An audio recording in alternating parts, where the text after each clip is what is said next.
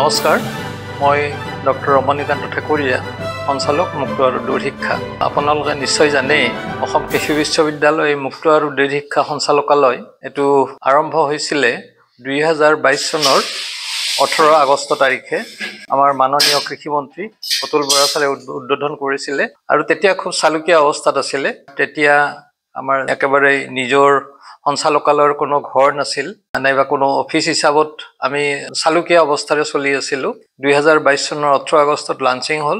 অসম চৰকাৰৰ সহায়ত প্ৰায় 1.5 কোটি টকা আমাক এই সম্পৰ্কে দিছিলে আৰু তাৰে পিছত আমাৰ যিটো সঞ্চালকালয়ৰ যিটো আমাৰ মুখ্য বিল্ডিং হিচাপত আমি য'ত অফিচ কাৰ্যালয়টো এতিয়া আমি আৰম্ভ কৰিব পাৰিম ভালকৈ।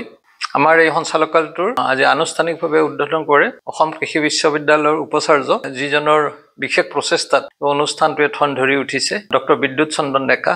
তেখেতৰ একান্ত প্ৰচেষ্টাতে বিশ্ববিদ্যালয়ৰ এই অনুষ্ঠানটো ঠন ধৰি উঠিব পাৰিছে আৰু সম্পূৰ্ণভাৱে মানুহৰ মাজত যাবলৈ সক্ষম হৈছে। কাৰণ তেখেতে বিশ্ববিদ্যালয়ৰ আমাৰ এই যিটো অনুষ্ঠান, ভাৰত চৰকাৰৰ বা আমাৰ দেশৰ কোনো কৃষি বিশ্ববিদ্যালয়ে এনেকুৱা ধৰণৰ পাঠ্যক্ৰমৰ আৰম্ভণি কৰা নাই।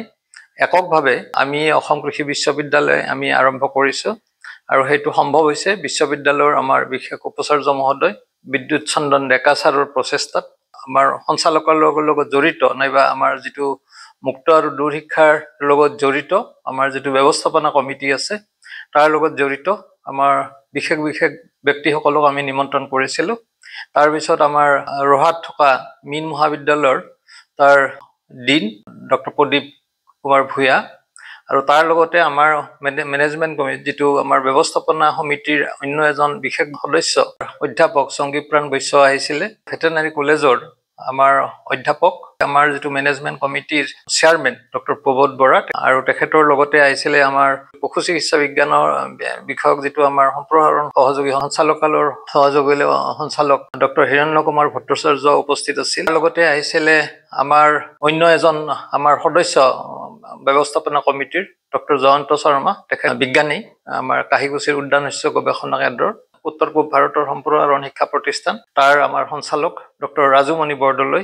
লগতে আমাৰ যিটো কাৰ্যবাহী অভিযন্তা ইঞ্জিনিয়াৰ কল্যাণ হাজৰিকা, তেখেত আছিলে।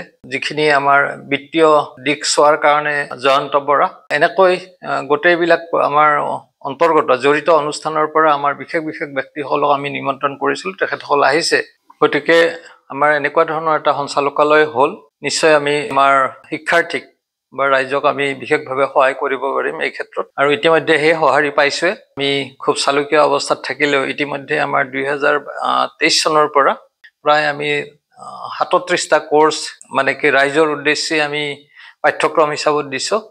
আৰু এতিয়া যিহেতু আমাৰ বিশেষ সুবিধাটো হ'ল, আৰু সুবিধা আৰু ইয়াতকৈ আমাৰ ভিতৰত যিখিনি প্ৰয়োজনীয় বস্তু আমি সৃষ্টি কৰিব পাৰিম, গতিকে মই ৰাইজক আহ্বান জনাইছোঁ মানে আপোনালোকে ঘৰতে থাকি এই পাঠ্যক্ৰমটো ল'ব পাৰিব।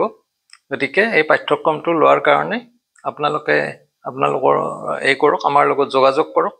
আমি যেতিয়া পাঠ্যক্ৰমটো দিওঁ, আমি বাতৰি কাকতত বিজ্ঞাপন দিওঁ আৰু বাতৰি কাকত বিজ্ঞাপন পাতি আপোনালোকে অনলাইন এপ্লাই কৰিব পাৰিব।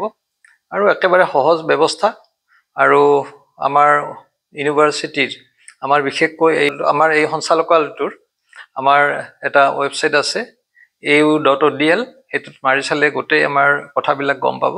গতিকে আপোনালোকক আহ্বান জনাইছোঁ, আপোনালোকে নিজেও উপকৃত হওক আৰু অসমৰ যিটো কৃষি ক্ষেত্ৰখনক আগবঢ়াই নিয়াত এটা সহযোগী হওক।